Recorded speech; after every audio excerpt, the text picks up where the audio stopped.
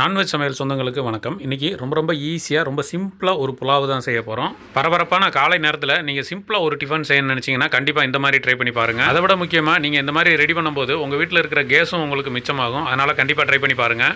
வணக்கம். நீங்கள் நம்ம நான்வெஜ் சமையலில் ஒரு புலாவு பண்ண போகிறோம். அதுக்கு ஒரு மிக்சி ஜார் சின்னதாக எடுத்து வச்சுட்டு அதில் காரத்துக்கு ஒரு 4 பச்சை மிளகா சேர்த்துக்குவோம்.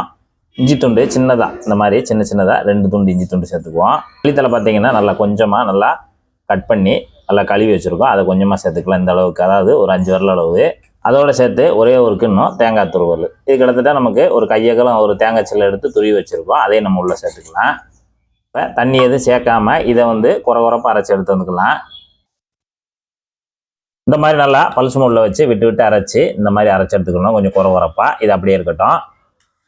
அடுத்து இந்த பாத்திரத்தில் ஒரு 1.5 லிட்டர் தண்ணி வச்சு அடுப்பு பற்ற வச்சுட்டோம். தண்ணி நல்லா சூடாகி வந்துகிட்டு இருக்கு. இந்த சமயத்தில் ஒரு 1/4 டீஸ்பூனு தூள் உப்பு உள்ள சேர்த்துடலாம். இந்த தண்ணியில் ஒரே ஒரு டீஸ்பூன் மட்டும் எண்ணெய் சேர்த்துக்கலாம். சமையல் எண்ணெய் ஒரு தடவை நல்லா கலந்து விட்ருங்க. தண்ணி நல்லா கொதிச்சு வந்துருச்சு. தண்ணி கொதிச்ச பிறகு இன்றைக்கி புலாவுக்கு நம்ம சேமியா தான் எடுத்திருக்கோம். சேமியா எப்பயும் போல் நம்ம அந்த நைஸான சேமியா, இது ஒரு 150 கிராம், ஒரு பாக்கெட் 150 கிராம் இருக்கும். இப்போ நம்ம எடுத்திருக்க சேமியாவை அப்படியே நம்ம கொதிக்கிற அந்த வெந்நீரில் போட்டுடலாம்.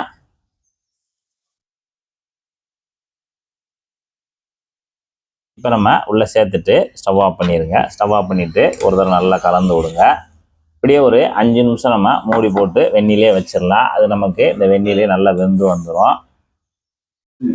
இப்போ நம்ம வெந்நிலை சேர்த்து 5 நிமிஷம் ஆச்சு. இப்போ ஜல்லிக்கரண்டிட்டு நம்ம அரிச்சு எடுத்துக்கலாம். நல்லா பார்த்தீங்கன்னா சேமியா இந்த வெந்நிலே நல்லா வெந்து வந்துருச்சு. இந்த அளவுக்கு நல்லா வெந்த உடனே இது எல்லாத்தையும் அரிச்சு எடுத்துருவோம். நம்ம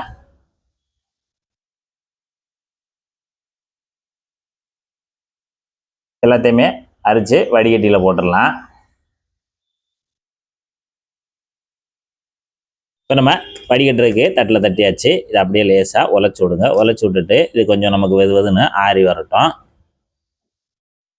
அடுத்து நம்ம புலாவ் பண்ணுறதுக்கு ஒரு பாத்திரத்தை எடுத்து அடுப்பில் வச்சுட்டோம். அடுப்பத்தை வச்சாச்சு. சட்டி சூடாகிட்டு இருக்கும்போது ஒரு 2 டேபிள் ஸ்பூனு கடலெண்ணெய் சேர்த்துக்குவோம். எண்ணெய் சூடாகி வரட்டும்.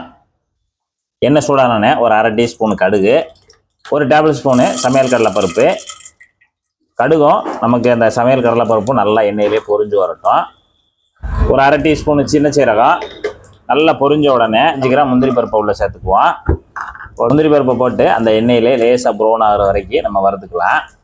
முந்திரி செவந்து வந்த உடனே இங்கே 100 கிராம் பச்சை பட்டாணி தோலை உரிச்சு வச்சுருக்கோம். அதை உள்ளே சேர்த்துக்கலாம். ஒருவேளை இந்த பட்டாணி இல்லைன்னா நீங்கள் காஞ்ச பட்டாணியை வேக வச்சு தான் அந்த இடத்துல சேர்க்கணும். பச்சை பட்டாணி இப்படி வதக்கும் போது நமக்கு சீக்கிரம் வந்துன்றதுனால நம்ம அப்படியே பச்சையாக சேர்த்துட்டோம். இதையும் போட்டு எண்ணெயிலே நல்லா வதக்கி விடுங்க. வதக்கி விட்டுட்டு இருக்கும் போதே ஒரு 2 கத்து கருவேப்பிலையை உருவிட்டு உள்ளே சேர்த்து விட்ருங்க. ஒரு 1/4 டீஸ்பூனு தூள் உப்பு சேர்த்துக்கலாம். சேர்த்துட்டு அப்படியே மீடியமான ஹீட்டில் வச்சு நல்லா பட்டாணியை வதக்கி விட்டுக்கலாம். நல்லா பட்டாணி வதங்கிடுச்சு. இந்த அளவுக்கு நல்லா வதங்கின உடனே நம்ம ஏற்கனவே அரைச்சி வச்சுருக்கக்கூடிய அந்த பச்சை மிளகா, இஞ்சி, மல்லி இருக்குல்ல, அது எல்லாத்தையுமே இதில் சேர்த்துக்கலாம். சேர்த்துட்டு அந்த எண்ணெயிலே நல்லா ஒரு பரட்டி விடுங்க.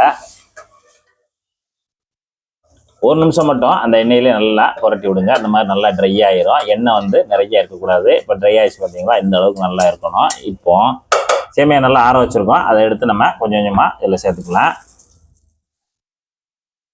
சொன்னும் போல் அந்த தாளிப்பில் அப்படியே நல்லா கிளறி கொடுங்க. அப்படியே நல்லா உதிரியாக வர்ற மாதிரி அப்படியே கலந்து விடுங்க. கிண்டி கொடுத்தாச்சு. நல்லா அந்த அளவுக்கு கிண்டி கொடுத்துட்டு நம்ம ஸ்டவ் ஆஃப் பண்ணிடலாம். இப்போ நமக்கு ஒரு சூப்பரான ஒரு சேமியா புலாவ் அருமையாக தயாராகிடுச்சு.